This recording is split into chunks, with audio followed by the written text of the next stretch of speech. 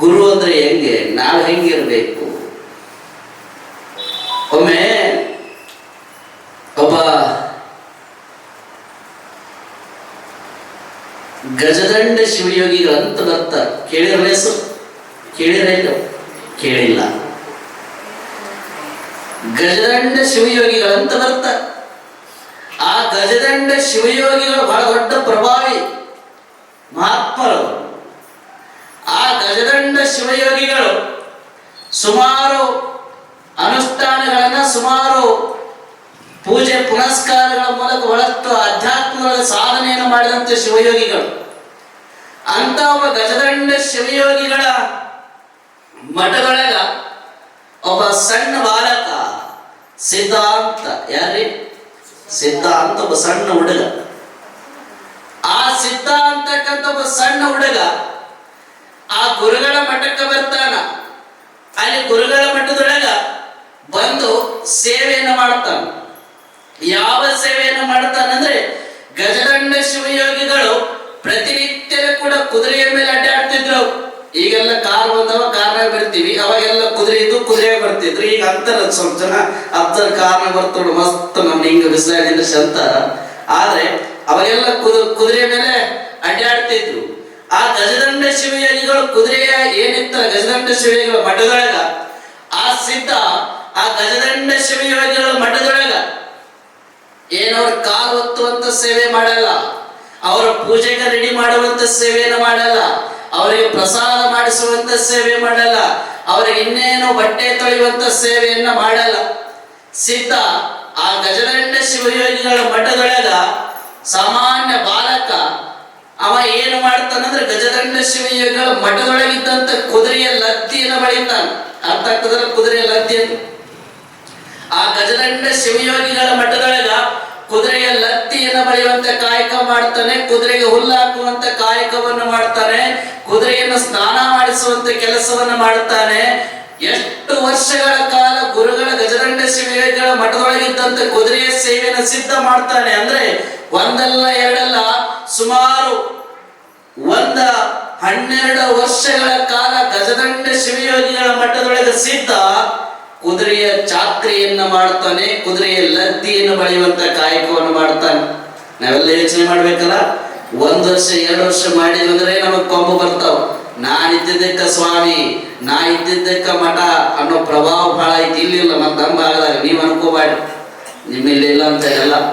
ಆದ್ರೆ 12 ವರ್ಷಗಳ ಕಾಲ ಸಿದ್ಧ ಗಜದಂಡ ಶಿವಯೋಗಿಗಳ ಮಠದೊಳಗೆ ಕುದುರೆಯ ಚಾಕ್ರಿಯನ್ನು ಮಾಡ್ತಾನೆ. ಕುದುರೆಯ ಲದ್ದಿಯನ್ನು ಬಳಿಯುವಂತ ಕಾಯಕವನ್ನು ಮಾಡ್ತಾನೆ.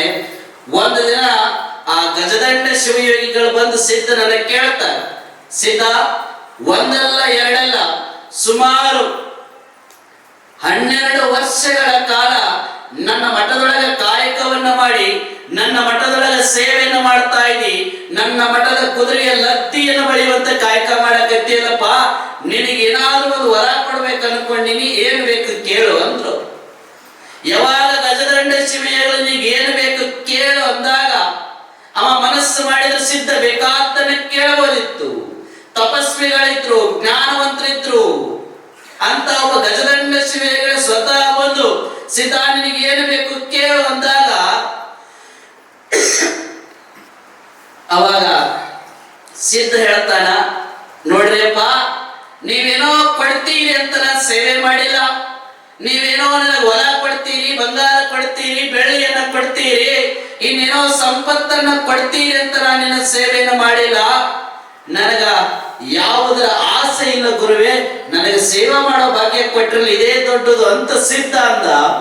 ಆ ಒಂದು ಸ್ವಾರ್ಥ ರಹಿತವಾಗಿರುವಂತ ಸೇವೆಯನ್ನ ಕಂಡು ಗಜದಂಡ ಶಿವಗಳು ಮತ್ತೆ ಕೇಳ್ತಾರ, ಸಿದ್ಧ, ನೀ ಏನಿದು ಸ್ವಾರ್ಥ ರಹಿತವಾಗಿ ಸೇವೆ ಮಾಡೋದು ನೋಡಿ ನನಗೆ ಖುಷಿಯಾಗಿತ್ತಪ್ಪ.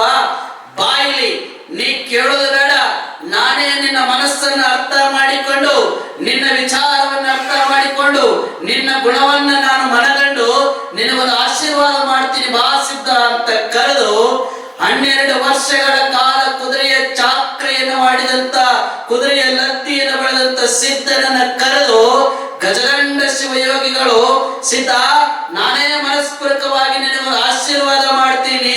ಎಂತ ಆಶೀರ್ವಾದವನ್ನು ಮಾಡ್ತೀನಿ ಅಂದ್ರೆ, ತಗೋ ಇಲ್ಲಿ ಅಂತೇಳಿ ಸಿದ್ಧನನ್ನ ಕರೆದು ಸಿದ್ಧನ ಮಸ್ತಕದ ಮೇಲೆ ಯಾವಾಗಲೂ ಶಿವ ಪೂಜೆಯನ್ನ ಮಾಡಿದಂತ ಹಸ್ತವನ್ನ, ಶಿವನಿಗೆ ಪತ್ರಿಯನ್ನ ಏರಿಸಿದಂತ ಪವಿತ್ರವಾದ ಅಮೃತಕ್ಕೆ ಸಮಾನವಾದ ಪವಿತ್ರವಾಗಿರುವಂತ ಹಸ್ತವನ್ನ ಸಿದ್ಧನ ಮಸ್ತಕದ ಮೇಲೆ ಇಟ್ಟು ಹೇಳ್ತಾರ ಗಜದಂಡ ಶಿವಯ್ಯಗಳು, ಸೀತಾ ನನ್ನ ಹಸ್ತವನ್ನ ನಿನ್ನ ಮಸ್ತಕದ ಮೇಲೆ ಇಟ್ಟು ಹೇಳಕತ್ತೀನಿ, ನೀನು ಸಾಮಾನ್ಯ ಸಿದ್ಧನಾಗಲ್ಲ.